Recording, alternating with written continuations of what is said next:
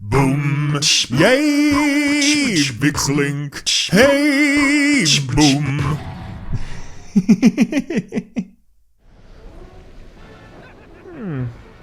Should we help Bentley?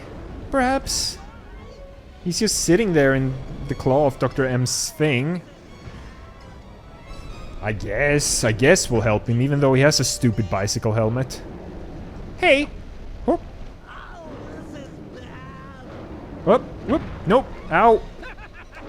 Whoop! No! No! Haha! I hit you! Oh! Ow! I expected more! This is the first time I hear Dr. M's voice in English, since I always played these games in Swedish. Whoop! No! Yeah, you're... It's not working! Save yourself! If he wants to eat this! Yo! Got it! Oh! Oh! It threw away the cane. Whoop! Now Sly got taken instead. Sly! No! Hold on, Sly! Hold on! And true cutscene. So the intro is done. It was like they always say, your life really does flash before your eyes.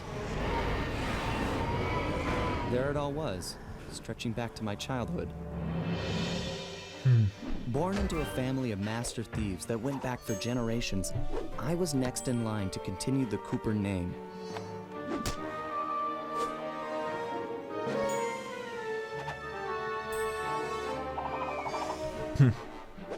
But fate had different plans.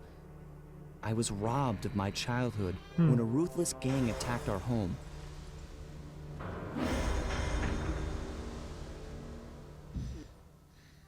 The orphanage I landed in wasn't all bad. It was there that I met my lifelong friends. Bentley, he's always been the thinker. And Murray, he's the doer. We'd stuck together over the years, and our skill, our confidence, and our thieving reputation grew stronger with each heist. We thought that the good times would never end, and that our luck would never run out. Which only made things tougher when the odds finally caught up with us.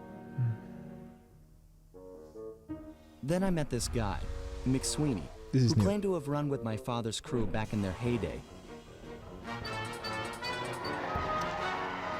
They pulled jobs all over the world and amassed quite a collection of priceless items. It was then that McSweeney told me all about the Cooper Vault. It seemed that my father, like all my ancestors, had been hiding their wealth in a secret place for generations, each one adding to the treasure hidden behind a door that, if McSweeney's story is true, only a Cooper can open. Using some well-placed clues provided by McSweeney, we set out for the secret island that held the vault. On arriving, we discovered someone by the name of Dr. M had already set up shop. From the looks of it, he'd been trying to crack the thing for years, growing steadily more frustrated in his failures and more paranoid as the decades rolled by. He built himself a fortress with security as tight as Fort Knox. Getting inside the place would take precision, creativity, and moreover, it would take an army of world-class thieves. Finding and bringing together that much talent won't be easy, but to get inside the Cooper Vault and collect my inheritance, I was willing to pay the price. Sly 3, Honor Among Thieves. Welcome back everyone to Sly 3, Honor Among Thieves. Oh, when the following of your opponent is being saved, blah blah blah. Saving, thank you. So basically, pretty much the entirety of this game takes place in a flashback. Because now he as he said there, as the mutant was like, it was like, yeah, the life flashes before your eyes. And then we have the, okay, so here you can go into 2-player, beginning of the end, hazard room. So wait, is beginning of the end the thing we just did? And we're forced into the hazard room? I think we are I do remember being forced into the hazard room. So before we continue here, so the guy, the Walrus we saw in the cutscene there, Mr. Sweeney, I think, he was basically the Murray to Sly's dad. So his team he had, then that was the Murray guy.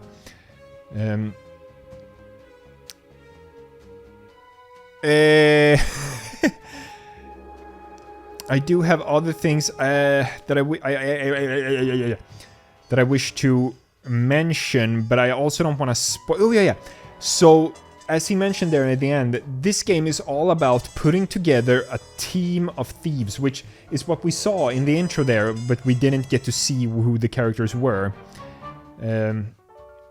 It's all a complete team of thieves that are all being recruited to the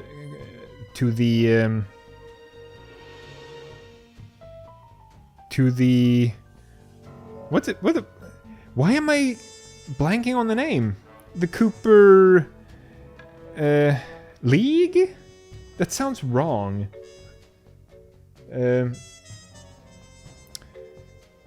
Whatever, to the group. Yeah, we're recruiting a bunch of people to the group to be able to break into the vault instead of Dr. M. This Dr. M who has found this place and is trying to crack it open. Hazard room, let's go. So the hazard room is a training area that you're being forced to do. If we're gonna make it to the Cooper Vault, we'll need to perfect our thieving skills. I've rigged this place to push us to our limits. I'm guessing these levers start the different trainers. That's right. Each will initiate a streamlined crash course in grand larceny. I'll head for the control room, and we'll get things started. Dish it out. I'm ready. You and your stupid bicycle helmet. Fine, you're forced to do these tutorials. All great thieves have one thing in common. A ton of cash? No, they never get lost. Use the right analog stick to look around the hazard room. Try to find the Cooper gang marker I'm projecting. Gang, thank you. There it is. Wow, it was difficult to find. Now press down on the L3 button to ping a waypoint. That's handy. Oh. These holographic markers are an invaluable tool for finding your way around in the field. Notice how the logo moves to the destination? Try clicking the L3 button a few more times to get the hang of it. Okay. Okay, head to the waypoint and we'll commence So phase 2. that's what I mentioned in the beginning, or in the last episode. Like, oh, I'm collecting coins. That's kind of weird, because now we have those coins, even though this is in the past compared to when we collected them. So it's a bit of a I programmed it to mission destination. Press L3 to find it. yeah. The thing here is that if you don't have line of sight, the waypoint, perfect. Yeah, Now, we don't everyone need him to knows that a finish. thief's best friend is a rooftop. Provided he doesn't break his neck getting up there. Not a problem Or for a down. man with your jumping skills.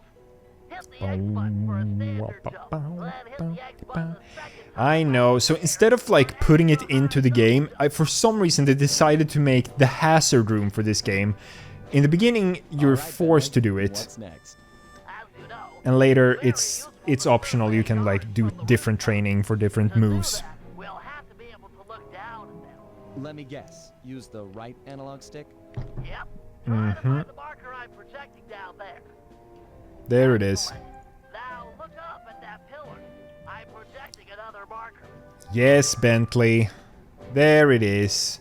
Beautiful, pretty. Now put all these skills to use and get to the remaining waypoints. Should be easy if you ping them with the L3 button and look around. All right. So they're over there.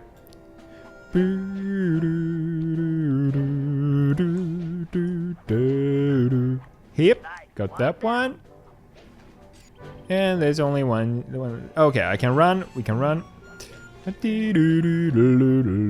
we go. Oh, immediate down. Job, Sly. You made it. You're now ready to take on the meanest of navigation tasks. Wow. Job complete. Oh, this is annoying, and we have to do the second one, and then we can really start the game. Oh, not touch the floor. The floor is lava. After reading the Thieves raccoon. Mm-hmm. The page turner, that book. Let's see if you That's remember loud. them all. Check out those small points on that wire. You Yeah. can land on them light as a feather using your ninja spire jump. Ninja spy Easy. jump. I just jump and hit the circle button. That we learned in the first game from collecting the pages. Boing, of the Thieves Draconis. Whoop. Which is the book where all the thieving skills come from. Boing. Looking good, Sly. You know how Yeah. I love the second story work. Sure, but how do you feel about tight spaces? Oh, I actually remember this one. You just keep going back and forth, doing different little... Yeah. I don't care, Bentley. I don't care. This is not story. This is tutorial on how to play the game. I don't need it. You're just being forced to do it. I'm not a fan of that. Integrate it into the game instead. Nice job, Sly. You're a credit to the Cooper name. Dum, dum. Yeah. Oh, yeah. Okay, it wasn't back and forth. It was just two. Let's head outside and get this operation underway. Thank you. Let's get going. You can always go back to the hazard room and practice different new moves that you will unlock later. But that's the thing you're forced to do.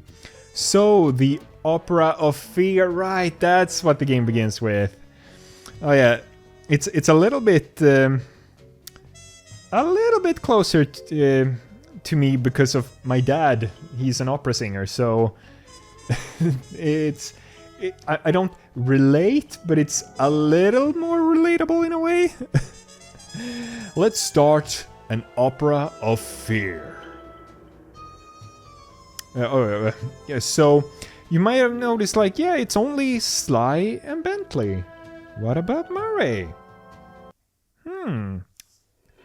Well, Getting inside a world-class vault would take a team of world-class thieves.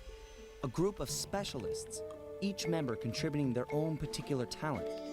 It was clear that we needed Murray back. Not only was I missing a lifelong friend, but his brute strength helped get us out of more than a few scrapes in the past. When Bentley was injured during the whole Clockwerk affair, Murray blamed himself, eventually leaving the team. We tried to console him, but going out on his own was something he needed to do.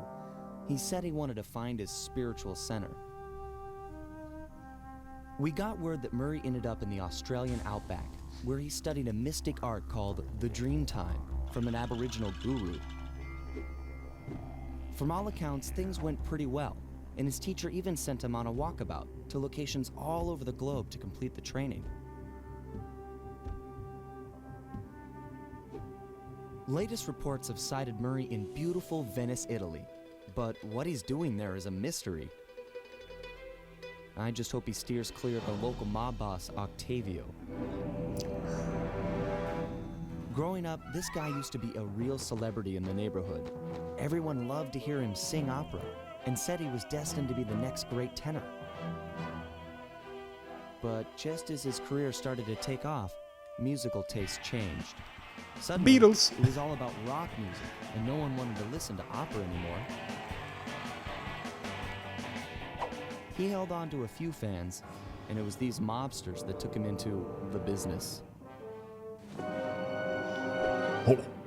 Heading onto this guy's turf was dangerous, but worth it for a chance to make things right with Murray. so we're going up against Italian opera mobsters. An opera of fear. So yeah. So in the past, both Sly 1 and Sly 2, we've been fighting against other gangs. First it was the Venice, Italy, 4:36 a.m. Pew pew pew pew pew pew pew pew pew pew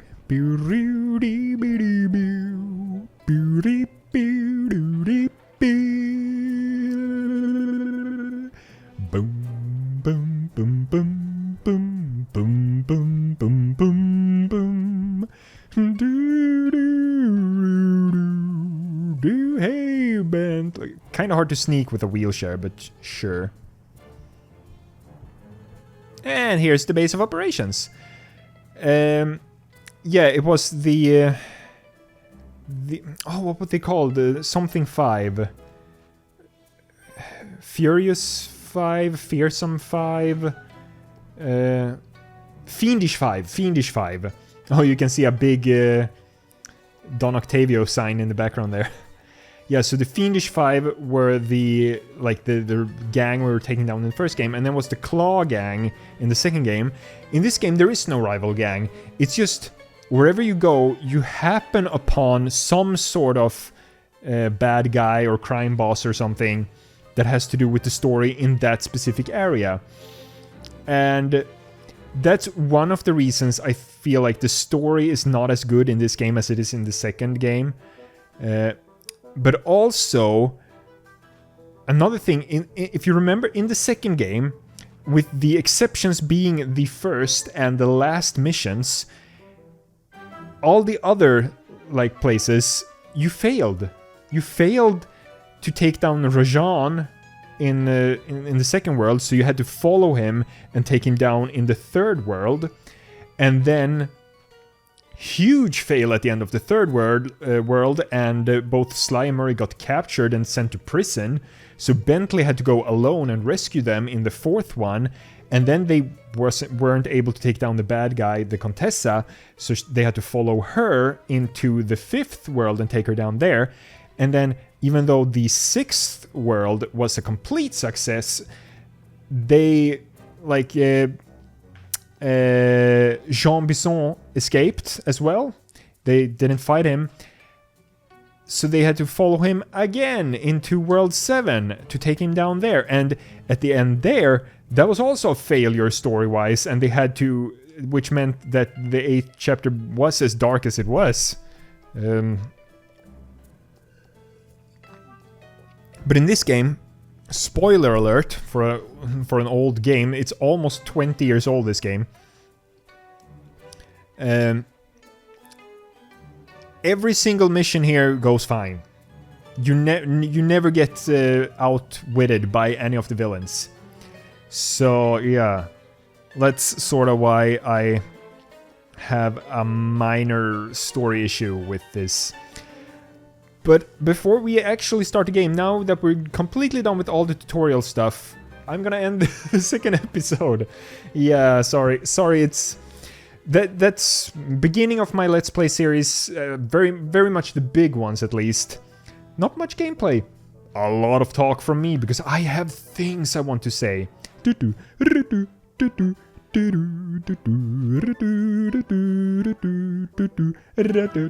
So, question. We're in Italy for the first time ever in a Sly game.